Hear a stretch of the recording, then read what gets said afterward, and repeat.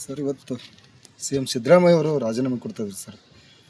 ನೋಡಿ, ಸಿದ್ದರಾಮಯ್ಯ ರಾಜೀನಾಮೆ ಕೊಟ್ಟರೆ ಕಾಂಗ್ರೆಸ್ ಪತನಕ್ಕೆ ಕಾರಣ ಆಗುತ್ತೆ, ಅಧೋಗತಿಗೆ ಅದು ಹೋಗುತ್ತದೆ. ಯಾಕಂದರೆ ಸಿದ್ದರಾಮಯ್ಯ ಅವರು ಈಗ 3 ವರ್ಷ ಆರ್ಥಿಕ ಪರಿಸ್ಥಿತಿ ಹಿಂಗೆ ನಿಗ್ಸ್ಕೊಂಬಂದ್ರೆ ಯಾರಿಗೂ ಸಮಸ್ಯೆ ಆಗಲ್ದಂಗೆ ನಿಗ್ಸ್ಕೊಂಬಂದರು. ಈಗ ಗ್ಯಾರಂಟಿ ವಾರಂಟಿ ಏನು ಕೊಟ್ಟಿದ್ದಾರೆ ಇವರು ಕಾಂಗ್ರೆಸ್ ಅವ್ರು ಸಿದ್ದರಾಮಯ್ಯಿಂದ ಇದೆಲ್ಲ ಗ್ಯಾರಂಟಿಗೆ 3 ವರ್ಷ ಸಮಸ್ಯೆ ಆಗಲ್ದಂಗೆ ಬಂತು. ಆಮೇಲೆ ಇದೇನಾಕೈತೆ ಮುಂದೆ ಬರ್ತಾರೆ ಗ್ಯಾರಂಟಿ ಐತಿ ಸ್ಟಾಪ್ ಆಗಿ ಹಾಕೈತೆ, ಅದು ಅದ್ರಾಗೇನು ಎರಡನೇ ಮಾತಿಲ್ಲ. ಡಯಾಬಿಟಿಸ್ಗೆ ಮೆಡಿಸಿನ್ ತಗೊಂಡು ಶುಗರ್ ಕಂಟ್ರೋಲ್ ನಲ್ಲಿದ್ದೀರಾ? ಮೆಹಾಟೋನ್ ಕೇರಳದ ಆಯುರ್ವೇದ ಫಾರ್ಮುಲೇಷನ್ ಇಡೀ ಮೆಟಾಬಾಲಿಕ್ ಬ್ಯಾಲೆನ್ಸ್ ಅನ್ನೇ ರಿಪೇರಿ ಮಾಡಿಬಿಡುತ್ತೆ. ಮೆಹಾಟೋನ್ ದೀರ್ಘಕಾಲದ ಸಹಜ ಜೀವನಕ್ಕೆ ಸಹಾಯ ಮಾಡುತ್ತದೆ.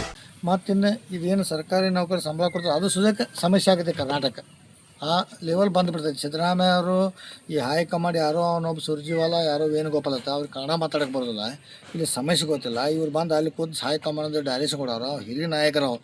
ಒಂದು ಕುರುಬ ಸಮಾಜ ದೊಡ್ಡ ಮಾಸ್ ಲೀಡರ್. ಈಗ ಕುರುಬ ಸಮಾಜಕ್ಕೆ ದೊಡ್ಡ ಒಂದು ಅನ್ಯಾಯ ಮಾಡಿದಂಗೆ ವೀರೇಂದ್ರ ಪಾಟೀಲ್ ಅವ್ರು ಇದ್ದಾಗೂ ಲಿಂಗಾಯತ ಸಮಾಜಕ್ಕೆ ಅನ್ಯಾಯ ಮಾಡಿದ್ರು.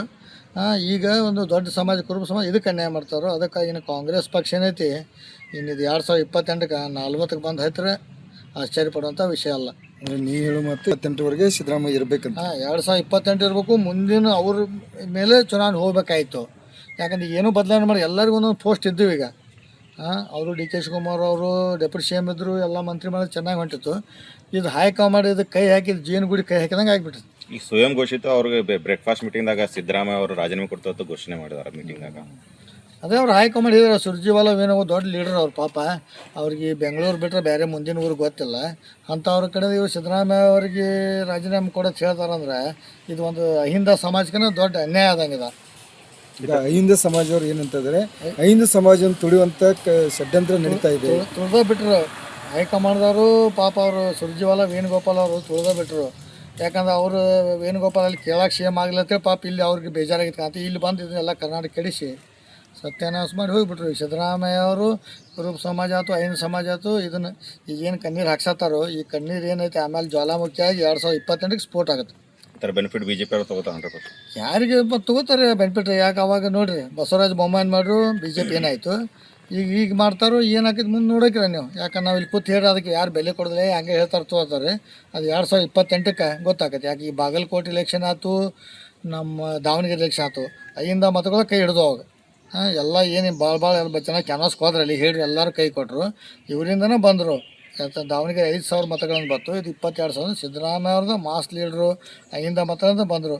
ಅದಕ್ಕಾಗಿ ಎಲ್ಲ ಜನ ಇದನ್ನು ಸೀರಿಯಸ್ ಆಗಿ ತೊಗೊಂಡು ಸಿದ್ದರಾಮಯ್ಯ ಏನು ಅನ್ಯಾಯ ಆಗಿದೆ ಇದ್ರ ಬಗ್ಗೆ ತಕ್ಕ ಉತ್ತರ ಕೊಡಬೇಕು.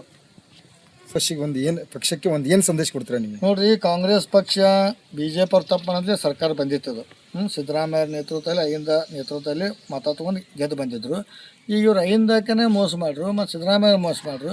ಅದಕ್ಕಿಂತ ಮುಂದಿನ ದಿನದಲ್ಲಿ ಕಾಂಗ್ರೆಸ್ ಪಕ್ಷ 2028ಕ್ಕೆ 40ಕ್ಕೆ ಬಂದು ಹತ್ತದೆ.